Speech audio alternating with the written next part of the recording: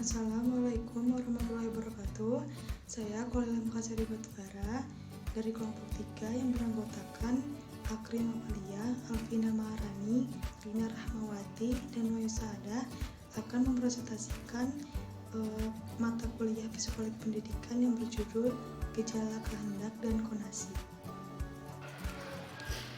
Pembahasan yang pertama yaitu tentang pengertian gejala jiwa konasi.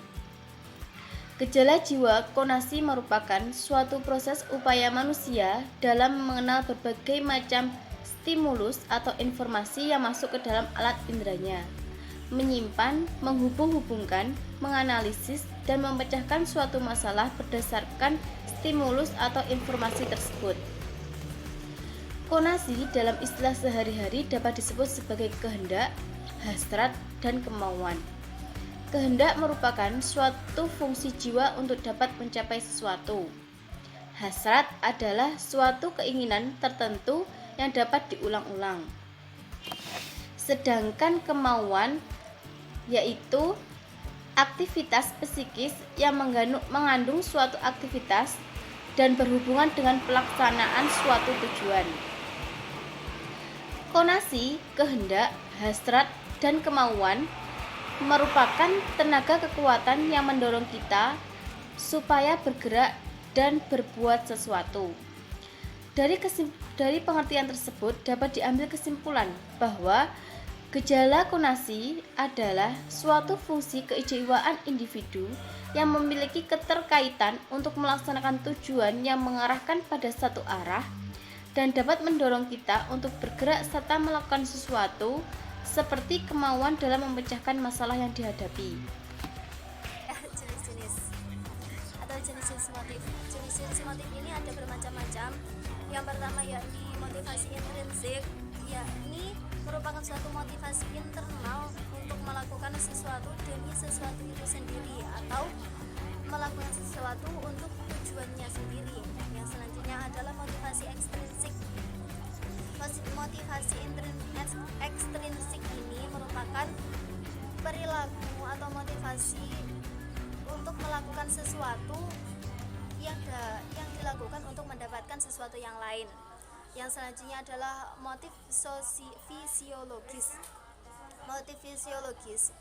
Motif ini timbul apabila adanya kebutuhan yang diperlukan. Apabila ada kebutuhan, maka hal ini akan memicu organisme untuk bertindak atau berperilaku untuk memperoleh kebutuhan yang ia perlukan. Yang selanjutnya adalah motif sosial. Motif sosial ini adalah hal yang penting kita gunakan untuk mendapatkan gambaran tentang perilaku seseorang, baik individu atau berkelompok atau sosial. Yang selanjutnya adalah motif eksplorasi. Maksud dari motif ini adalah motif untuk mengadakan atau eksplorasi atau menjelajahi dari dunia luar atau lingkungan sekitarnya. Yang selanjutnya adalah motivasi kompetensi. Motivasi ini yakni sebuah kebutuhan seseorang untuk berkompetensi agar menentukan sendiri dalam ikatan dengan lingkungannya. Yang selanjutnya yakni motif aktualisasi diri. Motif ini merupakan motif yang sangat berkaitan dengan kebutuhan atau dorongan untuk mengaktualisasikan diri. Baik, terima kasih atas perhatian dari teman-teman. Apabila banyak kekurangannya, mohon maaf. Billahi taufiq wal hidayah. Wassalamualaikum warahmatullahi wabarakatuh. Menyambung dari pemateri sebelumnya, di sini saya akan menjelaskan tentang teori-teori dari motif dan juga jenis-jenis dari motif.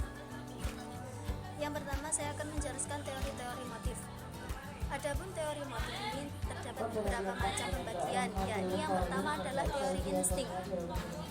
Insting merupakan suatu proporsi atau kecenderungan yang ditentukan secara genetis untuk berperilaku dengan cara tertentu bila dihadapkan pada rangsang-rangsang tertentu.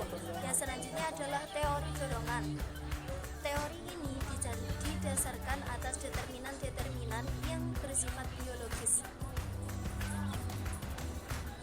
seperti lapar atau haus dan juga keinginan yang lain. Maka keadaan ini akan mendorong organisme atau seseorang untuk menghilangkan ketegangan dengan cara makan Yang selanjutnya adalah atribusi.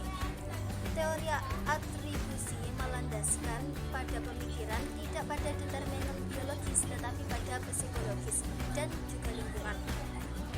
Perilaku tergantung dari kombinasi antara efektif dalam individu dan daya efektif dari lingkungan. Yang selanjutnya adalah teori harapan. Teori harapan ini merupakan motivasi berupa produk kombinasi antara besarnya keinginan seseorang untuk mendapatkan reward atau menyelesaikan tugas dan juga prestasi yang prestasinya tersebut akan menghasilkan hadiah bagi dirinya. Yang selanjutnya adalah aktualisasi diri. Aktualisasi diri merupakan manusia merupakan makhluk sosial. Oleh karena itu, setiap perangsang akan mengalami proses kognitif sebelum terjadinya suatu respon. Pada perilaku manusia biasanya dapat dikatakan sebagai aktualisasi tendensi. Itu merupakan suatu kecenderungan inheren manusia untuk mengembangkan kapasitasnya sedemikian rupa guna memelihara dan mengembangkan dirinya. Yang selanjutnya adalah teori motif berprestasi.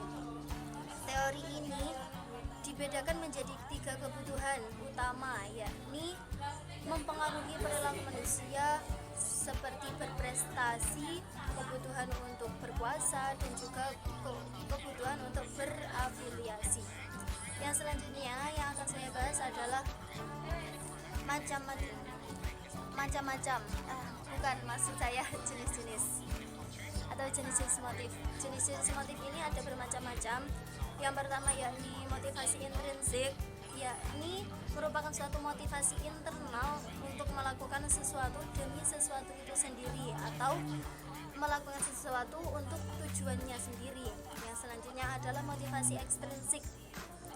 Motivasi ekstrinsik ini merupakan perilaku atau motivasi untuk melakukan sesuatu yang dilakukan untuk mendapatkan sesuatu yang lain. Yang selanjutnya adalah motif fisiologis. Motif ini timbul apabila adanya kebutuhan yang diperlukan. Apabila ada kebutuhan, maka hal ini akan memicu organisme untuk bertindak atau berperilaku untuk memperoleh kebutuhan yang ia perlukan. Yang selanjutnya adalah motif sosial. Motif sosial ini adalah hal yang penting kita gunakan untuk mendapatkan gambaran tentang perilaku seseorang, baik itu individu atau berkelompok atau sosial. Yang selanjutnya adalah motif eksplorasi. Maksud dari motif ini adalah motif untuk mengadakan atau eksplorasi atau menjelajahi dari dunia luar atau lingkungan sekitarnya. Yang selanjutnya adalah motivasi kompetensi. Motivasi ini yakni sebuah kebutuhan seseorang untuk berkompetensi dan menentukan sendiri dalam ikatan dengan lingkungannya. Yang selanjutnya yakni motif aktualisasi diri. Motif ini merupakan motif yang sangat berkaitan dengan kebutuhan atau dorongan untuk mengaktualisasikan diri. Baik, terima kasih atas perhatian dari teman-teman. Apabila banyak kekurangannya, mohon maaf. Billahi taufiq wal hidayah. Wassalamualaikum warahmatullahi wabarakatuh. Baik, selanjutnya adalah macam-macam gejala kehendak. Yang pertama adalah dorongan. Dorongan merupakan suatu dari dalam yang mempunyai tujuan dan di luar kesadaran manusia. Selanjutnya ialah keinginan. Keinginan merupakan suatu nafsu atau hasrat yang tertuju pada suatu benda. Misal, jika kalian melihat barang yang terdapat di online shop, kalian akan timbul keinginan, yakni keinginan untuk membeli tas di online shop tersebut. Contoh yang kedua, nafsu untuk makan yang menimbulkan keinginan untuk makan sesuatu. Selanjutnya adalah hasrat. Hasrat adalah keinginan yang diulang-ulang. Baik, selanjutnya akan dijelaskan oleh pemateri selanjutnya. Baik, yang selanjutnya adalah kecenderungan. Kecenderungan merupakan sikap seseorang yang condong atau mengarah terhadap suatu hal yang mereka yakini. Setelah itu ada hawa nafsu. Hawa nafsu adalah sebuah perasaan atau kekuatan emosional yang besar dalam diri seorang manusia, berkaitan secara langsung dengan pemikiran atau fantasi seseorang. Hawa nafsu merupakan kekuatan psikologis yang kuat yang menyebabkan suatu keinginan secara intens terhadap suatu objek atau situasi tertentu demi pemenuhan suatu emosi tersebut. Yang terakhir ada kemauan. Kemauan adalah karsa yang disadari kerohanian untuk mewujudkan atau melaksanakan sesuatu.